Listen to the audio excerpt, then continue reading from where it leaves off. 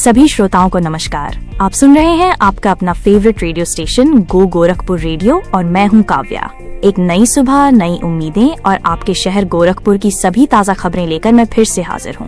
तो चलिए बिना किसी देरी के शुरू करते हैं आज के समाचारों का सफर। शहर को जलभराव से मिलेगी स्थायी निजात, integrated urban storm water drainage master plan की प्रक्रिया हुई शुरू।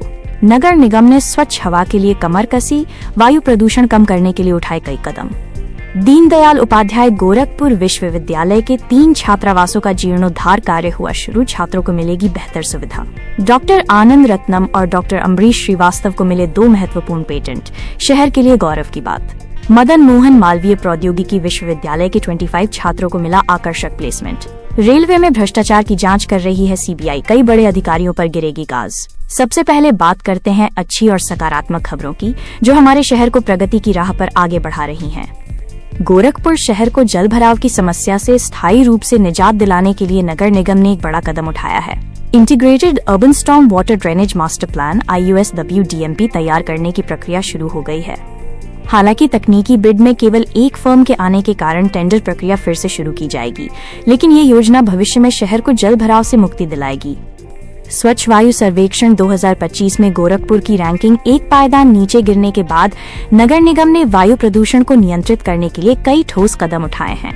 बड़े पैमाने पर पौधारोपण, जापानी तकनीक से मियावाकी वन का विकास और सड़कों पर नियमित पानी का छिड़काव किया जाएगा। इसके अलावा स्कूलों में स्वच्छ विद्यालय प्रतियोगिता भी आयोजित की जाएगी। इन प्रयासों से शहर की हरियाली बढ़ेगी और वायु गुणवत्ता में सुधार होगा। हमारे शहर के वैज्ञानिक भी पीछे नहीं हैं। दीनदयाल उपाध्याय गोरखपुर विश्वविद्यालय के भौतिकी विभाग के assistant professor doctor Ambrish Srivastava और शोधार्थी हर्षिता श्रीवास्तव ने हाइड्रोजन भंडारण के लिए एक अनोखा ढांचा विकसित किया है, जिसे भारतीय पेटेंट कार्यालय के जर्नल में जगह मिली है। इसी तरह रसायन विज्ञान विभाग के शोधकर्ता डॉक्टर आनंद रत्नम को भी एक उत्प्रेरक पर पेटेंट मिला है, जो दवा और कृषि उद्योग के लिए महत्वपूर्ण साबित होगा। ये आविष्कार हमारे शहर के लिए गौरव की बात है। दीनदयाल उपाध्याय गोरखपुर विश्वविद्यालय के छात्रों के लिए एक बड़ी खुशखबरी है। विश्वविद्यालय के 3 छात्रावासों का जीर्णोद्धार कार्य शुरू हो गया है। इनमें गौतम बुद्ध, स्वामी विवेकानंद और रानी लक्ष्मीबाई छात्रावास के 2 ब्लॉक शामिल हैं। इन पर कुल 8.59 करोड़ रुपए खर्च किए जाएंगे। पुराने छात्रावास जर्जर हो चुके थे, जिससे छत से पानी टपकने और दुर्घटनाओं का खतरा बना रहता था। इस परियोजना से अब छात्रों को बेहतर और सुरक्षित रहने की सुविधा मिलेगी। मदन मोहन मालवीय प्रौद्योगिकी विश्वविद्यालय MMMUT के छात्रों को इस बार कैंपस प्लेसमेंट में शानदार सफलता मिली है। एक बड़ी मल्टीनेशनल कंपनी के पूल कैंपस ड्राइव में कुल 42 छात्रों का चयन हुआ, जिनमें से 25 छात्र MMMUT के हैं। उन्हें 6 लाख रुपए का शुरुआती पैकेज मिला है। इसके साथ ही इस सत्र में प्लेसमेंट पाने वाले छात्रों की कुल संख्या 1145 हो गई है। पूर्वोत्तर रेलवे के महाप्रबंधक उदय बोरवणकर ने गोरखपुर से छपरा के बीच रेल ट्रैक का निरीक्षण किया। उन्होंने अमृत भारत स्टेशन विकास योजना के तहत चल रहे कार्यों का भी जायजा लिया। इन कार्यों से यात्री सुविधाओं और रेलवे स्टेशनों की साफ सफाई में और सुधार होगा। श्रोताओं सावधान, शहर में आपकी सेहत के साथ खिलवाड़ हो रहा है। शुद्ध पानी के नाम पर मिलावट का धंधा चल रहा है।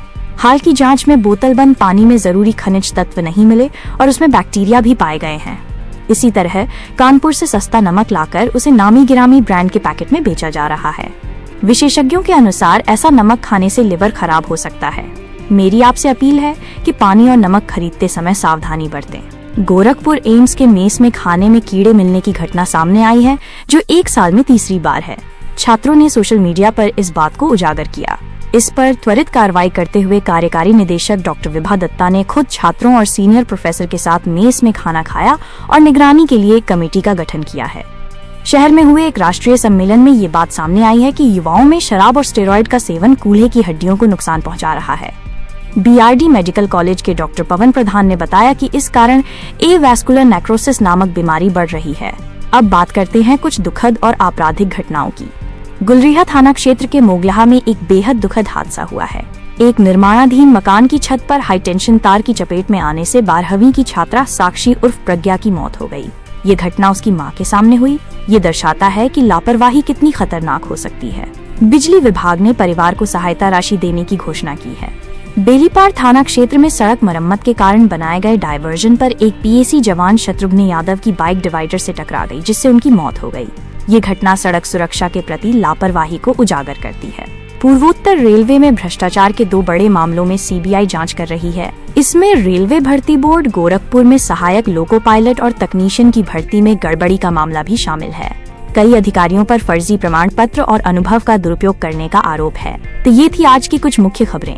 हम आपसे कल फिर मिलेंगे नई खबरों के साथ। आप हमेशा गो गोरखपुर रेडियो सुनते रहिए और अपने शहर की हर हलचल से जुड़े रहिए। तब तक के लिए मुझे यानी काव्या को दीजिए इजाजत। आपका दिन शुभ हो।